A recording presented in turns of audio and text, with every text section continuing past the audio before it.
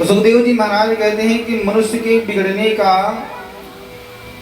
4 ही साधन होते हैं। अगर मनुष्य को 4 चीजें प्राप्त हो जाएं तो अधिकतर व्यक्ति जो है वो बिगड़ जाते हैं।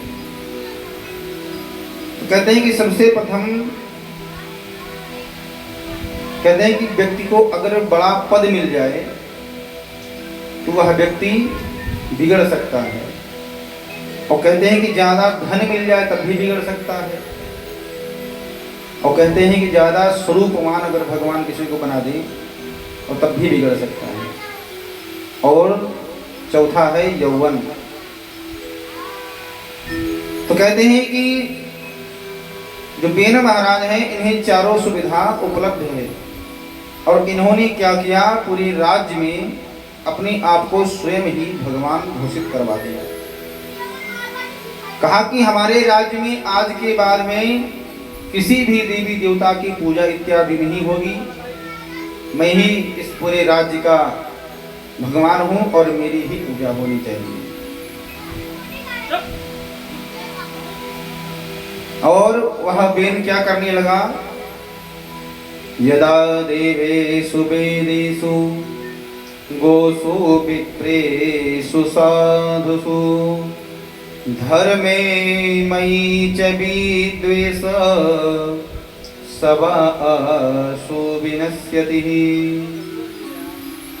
और बेन क्या करने लगा, बोले गाय माता पर, वेदों पर और ब्राह्मणों पर और साधुओं पर बड़ा अत्याचार करने लगा। सुखदेव जी महाराज कहते हैं कि जो व्यक्ति इन 4 चीजों से घृणा करने लगता है उसका पतन भी प्रारंभ हो जाता है। कभी भी वेद की निंदा नहीं श्रवण करनी चाहिए। धर्मे मयि च विद्वेषा शवः आसु विनश्यति। और बेन क्या करने लगा, देवताओं के प्रति, वेदों के प्रति, गाय माता के प्रति और ब्राह्मणों के प्रति वह द्वेष करने लगा। और सुखदेव जी महाराज कहते हैं कि इस संपूर्ण पृथ्वी का जो स्तंभ है वो 4 चीजें हैं। अगर वह 4 चीज इस पृथ्वी से समाप्त हो जाए तो यह धरती भी नहीं टिकेगी। सुखदेव जी महाराज कहते हैं कि सबसे प्रथम इस धरती पर जिस दिन पतिव्रता नारी समाप्त हो जाएंगी उस दिन यह धरती भी नहीं बचेगी। दूसरा कहते हैं इस पृथ्वी पर अगर त्रिकाल संध्या करने वाले ब्राह्मण नहीं रहेंगे तो उस दिन यह जो धरती है वह समाप्त हो जाएगी।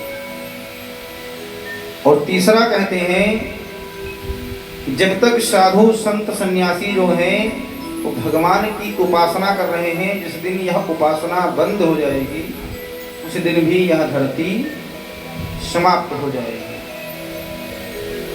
तो सुखदेव जी महाराज कहते हैं कि यह जो बेन है इन 4 चीजों से बड़ा द्वेष करने लगता है, संतों का अपमान करने लगता है। जहां भी संत महंत इत्यादि यज्ञ अनुष्ठान इत्यादि करते वहां पर वो पहुंचकर अपने नाम की आहुति उस यज्ञ में डलवाने लगता। ओम बेनाय स्वाहा, वह अपने नाम की आहुति देना प्रारंभ कर देता। सभी साधु संतों ने मन में विचार किया यह जो बेन है यह बहुत ही दुष्ट निकल गया। इन्हीं के वंश में महाराज ध्रुव जी महाराज थे जिन्होंने अपने 5 वर्ष की अवस्था में भगवान को प्रसन्न करके उनकी कृपा को प्राप्त कर लिया। भगवान को साक्षात धराधाम पर प्रकट करवा लिया, और इन्हीं के वंश में ये बेन है जो इतने बड़े दुष्ट निकल गए। तो सुखदेव जी महाराज कहते हैं कि एक बार सभी संतों ने मन में विचार किया कि इस बेन को अवश्य ही मृत्यु दंड देना चाहिए। और सभी साधु संतों ने एक साथ में बेन के सामने हुंकार भरी और बेन का प्राणांत हो गया। बोलिए भक्त वत्सल भगवान की जय। तो सुखदेव जी महाराज कहते हैं कि जब बेन का प्राणांत हो गया तो अब राजा कौन बने, क्योंकि बेन के वंश में कोई था ही नहीं। तो सभी साधु संत मन में विचार करने लगे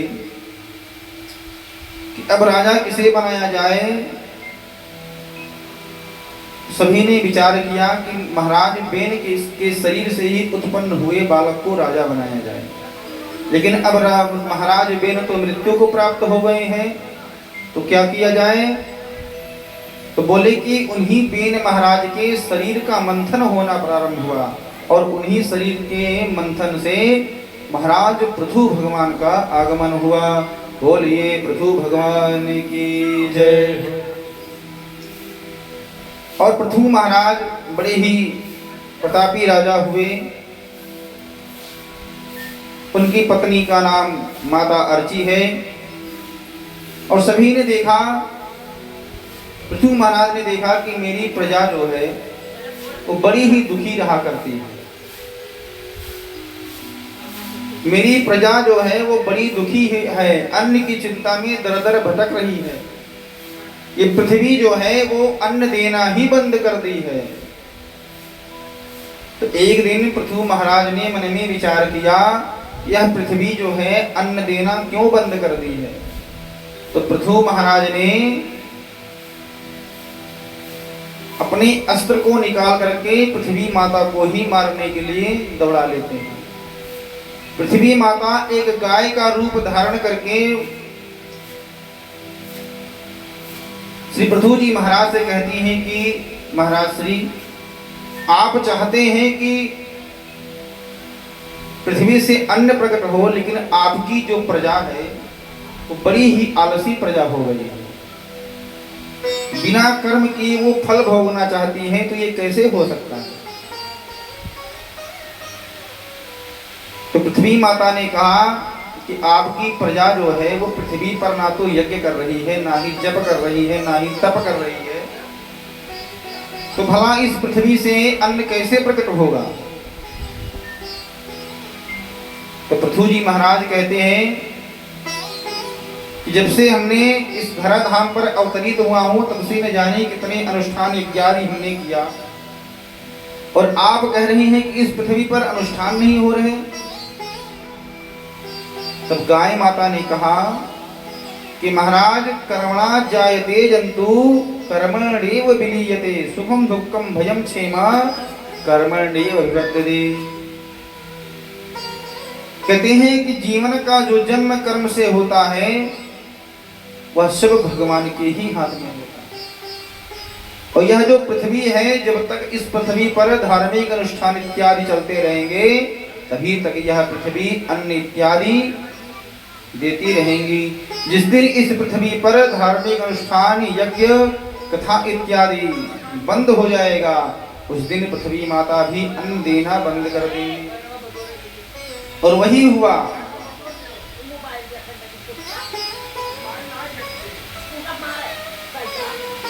पृथु महाराज ने कहा कि देवी, अब मैं आपके इस पृथ्वी पर हजारों यज्ञ करूंगा।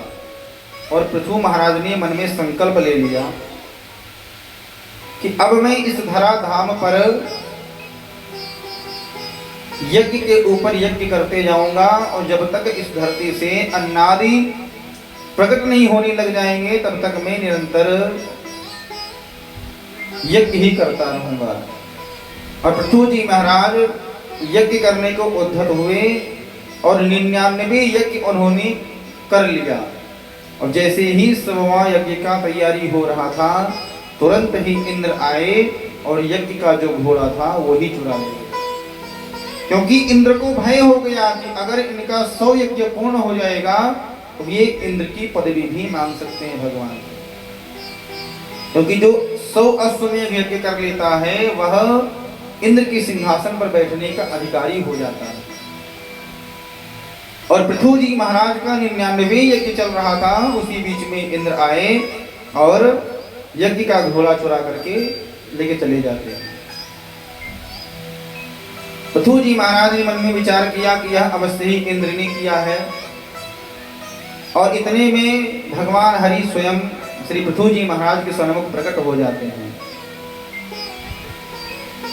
और उनसे कहा कि मैं तुम्हारे 99 यज्ञ से बहुत प्रसन्न हूँ, मांगो तुम क्या मांगना चाहते हो। महाराज पृथु ने कहा कि प्रभु, आपकी कृपा से हमें धन वैभव इत्यादि राज सिंहासन स्वयं ही जन्म से ही प्राप्त है। आपकी भक्ति भी निरंतर हमें प्राप्त है, तो अगर आप हमें कुछ देना ही चाहते हैं प्रभु, तो आप हमें 10,000 कान दे दीजिए। भगवान ने कहा कि कलयुग के प्राणियों को हमने 2-2 कान दिए, उससे तो सदा दुरुपयोग ही करते रहते हैं, और तुम 10,000 कान मांग रहे हो। तो पृथु जी महाराज ने कहा कि प्रभु, जो 2 कान आपने हमें प्रदान किए हैं, उससे मैं आपकी कथा को ठीक ठीक से नहीं श्रवण कर पाता, और अगर आपकी कृपा हो तो आप हमें 10,000 कान अवश्य भेंट करिए।